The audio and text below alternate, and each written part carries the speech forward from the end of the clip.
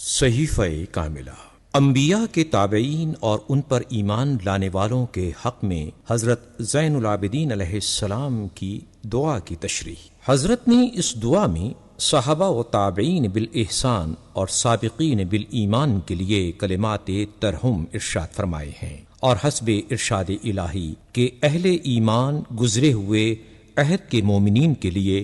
دعا کرتے ہوئے کہتے ہیں: اے ہمارے پروردگار، تو ہمیں اور ہمارے ان بھائیوں کو بخش دے جو ایمان لانے میں ہم سے سبقت لے گئے۔ ان کے لیے دعائے عفو و مغفرت فرماتے ہیں۔ امام علیہ السلام کے طرز عمل اور آیہ قرآنی سے ہمیں یہ درس حاصل ہوتا ہے کہ جو مومنین رحمت الہی کے جوار میں پہنچ چکے ہیں، ان کے لیے ہماری زبان سے کلمات خیر ترحم نکلیں، ان کی سبقت ایمانی کے پیش نظر ان کے لیے دعائے مغفرت کریں۔ اور یہ حقیقت بھی واضح ہو جاتی ہے کہ ایمان میں سبقت حاصل کرنا بھی فضیلت کا ایک بڑا درجہ ہے، تو اس لحاظ سے سبقت لے جانے والوں میں سب سے زیادہ فضیلت کا حامل وہ ہوگا جو ان سب سے سابق ہو، اور یہ امر مسلمہ ہے کہ سب سے پہلے ایمان میں سبقت کرنے والے امیر المومنین علی ابن ابی طالب علیہ السلام تھے۔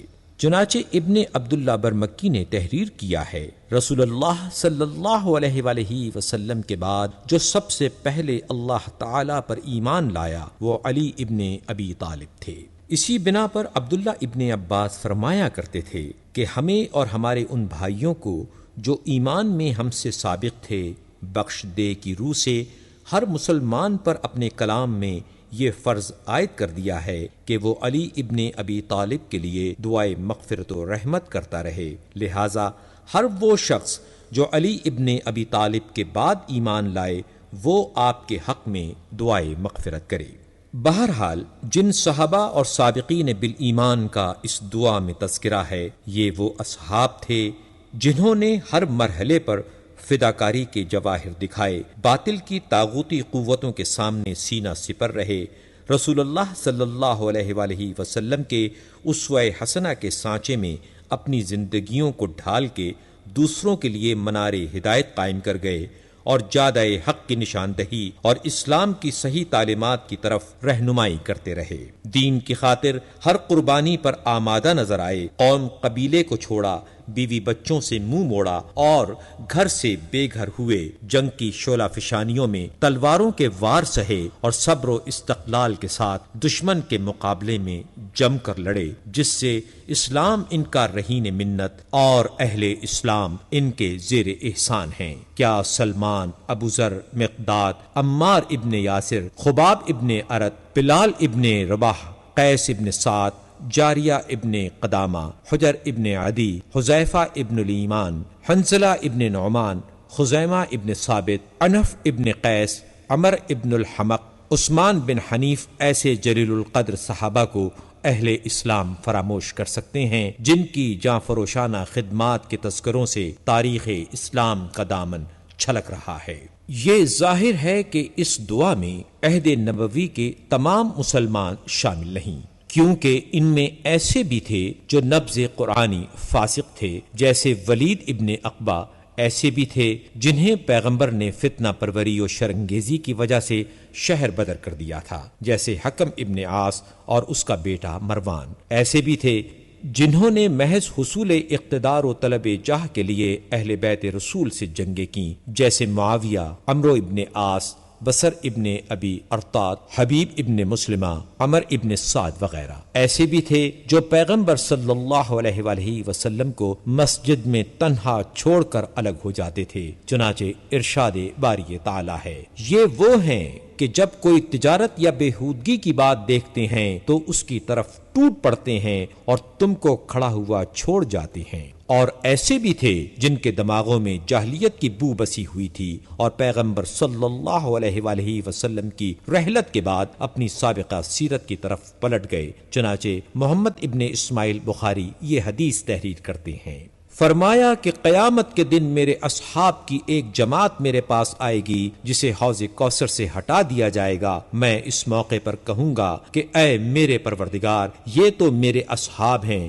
ارشاد ہوگا کہ تمہیں خبر نہیں ہے کہ انہوں نے تمہارے بعد دین میں کیا کیا بدعتیں پیدا کیں، یہ تو الٹے پاؤں اپنے سابقہ مذہب کی طرف پلٹ گئے تھے۔ ان حالات میں ان سب کے متعلق یکساں حسن عقیدت رکھنا اور ان سب کو ایک سا عادل قرار دے لینا ایک تقلیدی عقیدے کا نتیجہ تو ہو سکتا ہے، مگر واقعات و حقائق کی روشنی میں پرکھنے کے بعد اس عقیدے پر برقرار رہنا بہت مشکل ہے۔ آخر ایک ہوش مند انسان یہ سوچنے پر مجبور ہوگا کہ پیغمبر صلی اللہ علیہ وآلہ وسلم کے رحلت فرماتے ہی یہ ایک دم انقلاب کیسے رونما ہو گیا کہ ان کی زندگی میں تو ان کے مراتب و درجات میں امتیاز ہو اور اب سب کے سب ایک سطح پر آ کر عادل قرار پا جائیں اور انہیں ہر طرح کے نقد و جرح سے بالا تر سمجھتے ہوئے اپنی عقیدت کا مرکز بنا لیا جائے۔ آخر کیوں؟ بے شک بیت رضوان کے موقع پر اللہ تعالیٰ نے ان کے متعلق اپنی خوشنودی کا اظہار کیا، چنانچہ ارشاد الہی ہے،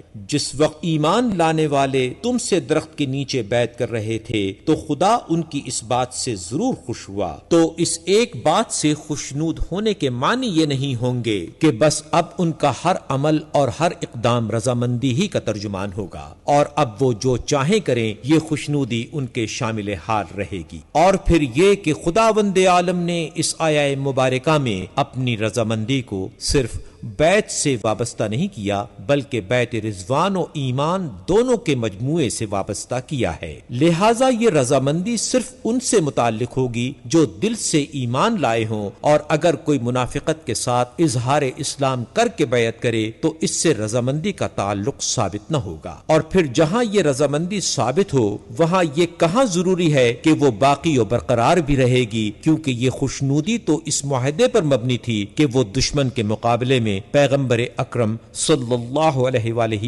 وسلم کا ساتھ نہیں چھوڑیں گے اور جہاد کے موقع پر جم کر حریف کا مقابلہ کریں گے۔ تو اگر وہ اس معاہدے کے تقاضوں کو نظر انداز کر کے میدان سے منہ موڑ لیں اور بیعت کے ماتحت کیے ہوئے قول و قرار کو پورا نہ کریں تو یہ خوشنودی کہاں باقی رہ سکتی ہے؟ اور واقعات یہ بتاتے ہیں کہ ان میں سے ایسے افراد بھی تھے جنہوں نے اس معاہدے کو درخور اعتنا نہیں سمجھا اور حمایت پیغمبر صلی اللہ علیہ وآلہ وسلم کے فریضے کو نظر انداز کر دیا۔ چنانچہ جنگ حنین اس کی شاہد ہے کہ جو اسلام کی آخری جنگ تھی، اگرچہ اس کے بعد غزوہ طائف و تبوک پیش آیا مگر ان غزووں میں جنگ کی نوبت نہیں آئی۔ اس آخری معرکے میں مسلمانوں کی تعداد 4000 سے زیادہ تھی جو دشمن کی فوج سے کہیں زیادہ تھی، مگر اتنی بڑی فوج سے صرف 7 آدمی نکلے جو میدان میں جمے رہے اور باقی دشمن کے مقابلے میں میدان چھوڑ کر چلے گئے۔ چنانچہ قرآن مجید میں آیا ہے، زمین اپنی وسعت کے باوجود تم پر تنگ ہو گئی، پھر تم پیٹ پھرا کر چل دیے۔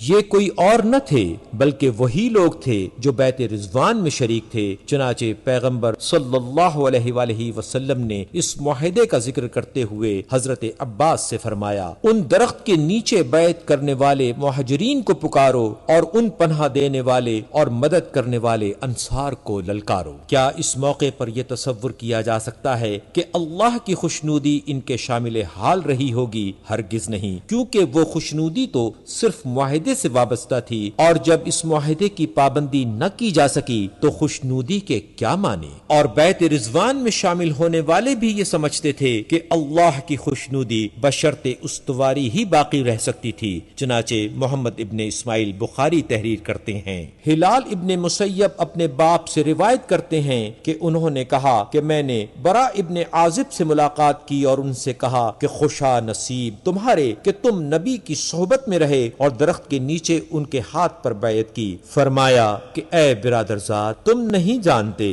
کہ ہم نے ان کے بعد کیا کیا بدعتیں پیدا کی، لہٰذا نہ محض صحابیت کوئی دلیل عدالت ہے اور نہ بیعت رضوان سے ان کی عدالت پر دلیل لائی جا سکتی ہے۔